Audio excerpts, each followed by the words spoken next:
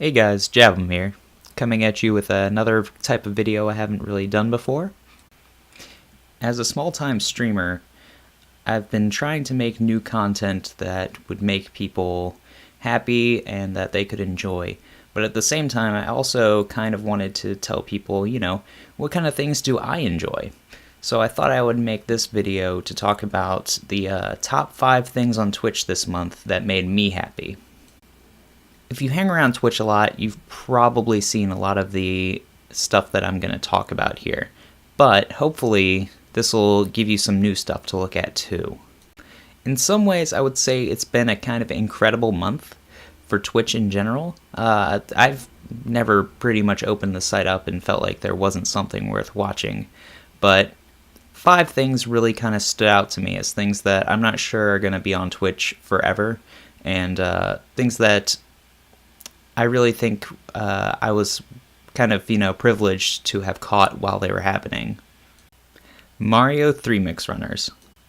Mario 3 Mix has a really big sentimental connection for me.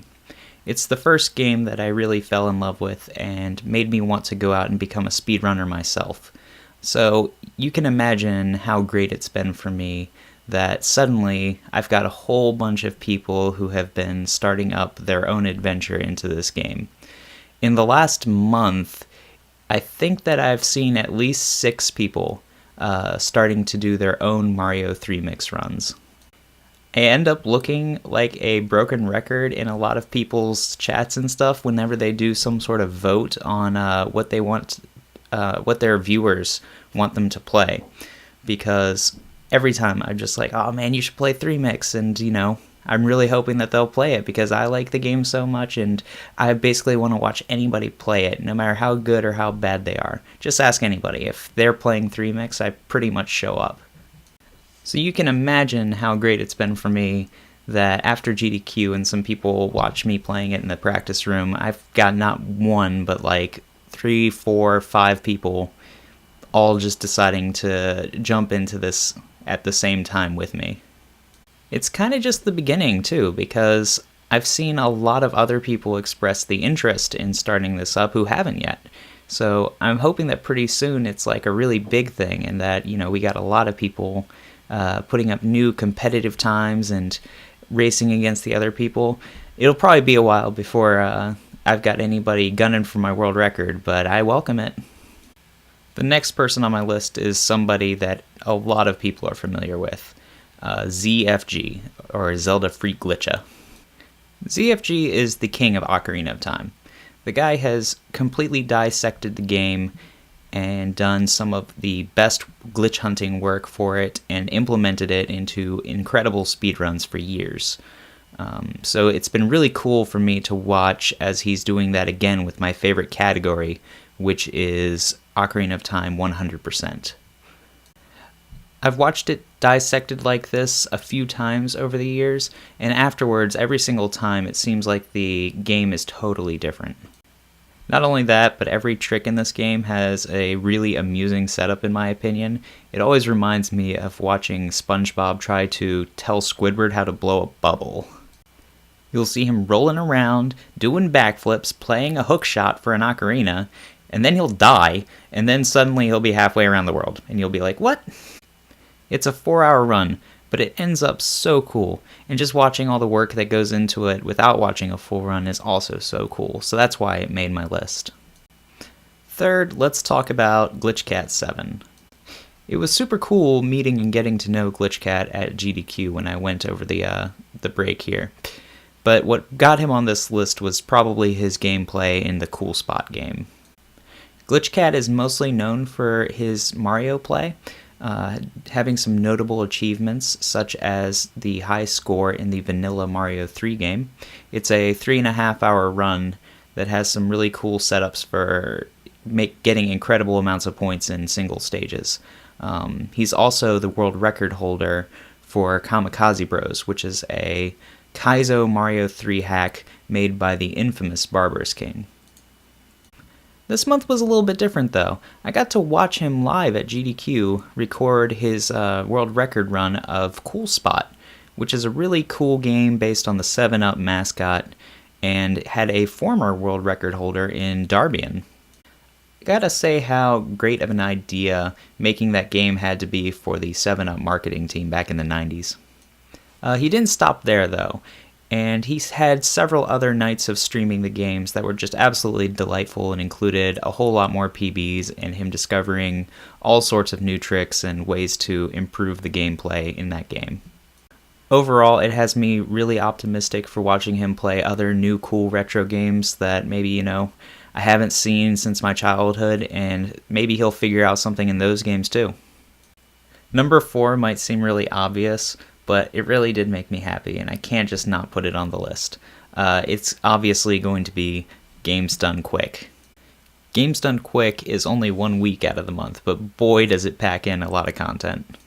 I've actually been to GDQ for the last 2 events, and I've had an absolute blast, and I fully recommend it. But while you're there, it can be a little hard to catch all the shows you want to see, but I definitely end up catching them on YouTube or the VODs on Twitch later. There are really a lot of cool achievements that happen at this event every year on and off the stream, because all the best speedrunners in the world are sitting in one location, and you've got this practice room in the back that's just enormous, and everybody sits back there playing games all week. So there's almost always something there that's going to be really cool to watch.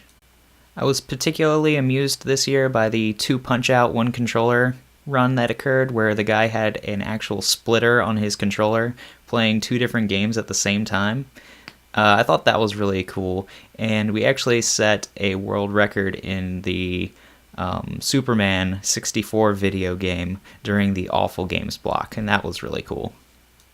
I think for the foreseeable future, it's going to be very difficult for a January or a July list like this to not include a GDQ. And last but not least, the number 5 spot on this list is definitely Mitch Flowerpower. I couldn't really leave him off the list. It might be a little bit biased because we're friends, and over the last year he's been incredibly helpful to me, and a huge inspiration just in general for streaming. And although I'll probably always love watching Mitch just grind away at the perfect PB in Mario 3, I think that this month had some standouts that actually really pushed him over the edge, and I'm really glad to see the fresh new stuff that he's been doing. He made a new bingo game, which takes different squares on the bingo board and has the person complete challenges to get that square on the bingo board.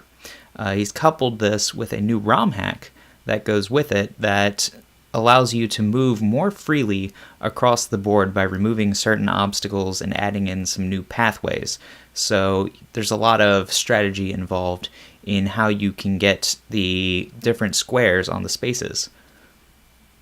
The ability to move around gives you a lot of creativity in how you accomplish each of the items, and I've just had a blast going through this game over and over again, because you can just randomize it and you get different orders on the card, and you have to do different things to get the bingo each time. So after this, I really recommend downloading the ROM. I think it's in revision 9 now, and giving the bingo a try yourself. I'll give you a link in the description. Along with this, he's had a couple of really cool interviews with established speedrunners and tassers like Tampa, and it's been really cool watching him have discussions with these guys. I've gotten a lot of insight into their philosophies on speedrunning and the mechanics of the games they play, and it's been really cool. The format is usually they fire up the run that the person is either most famous for or that they're currently working on, and as they go through it, they do a general discussion on what's happening or what the person was thinking, and it's very fun to watch. A lot of times when you're doing the runs, you don't really have all the time to explain to people all the things that you'd like to tell them, or people are asking things in chat that you want to answer, but aren't really the most important questions that you would like to tell people. So it's really cool to have a really established speedrunner who gets it, talking to the people who have these really cool records or have done these really cool tasks. I learned a lot from it, and I think it's really cool, and I hope he does a whole lot more. So that's it. That's my Twitch top 5 for January 2018. I'm going to be putting links to all those amazing runners in the description, including those 3 mixed runners that are brand new. I'm really excited to watch them. Make sure to catch them, guys. But for now, I'll be seeing you guys later.